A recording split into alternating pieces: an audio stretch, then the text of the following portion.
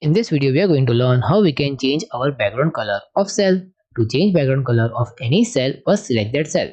Like here, we will select A1 and B1. Like this. After selecting cell, then go to font section area. Over here. In that, click to fill color. This down arrow. The moment we click to fill color, list of color option will appear in front of us. Here also we will see two sections, theme color and standard color. This standard color are given by Excel. We can't change this standard color, but we can change theme color. And in font customization video, we have learned that how we can change theme color.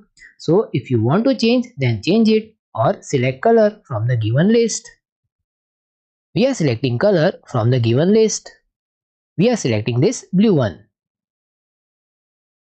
As our font color and background color is same, therefore we can't see our title. So we will change font color. For that, click to font color, this down arrow, and select white color like this. So like this we can change background color of any cell in Excel.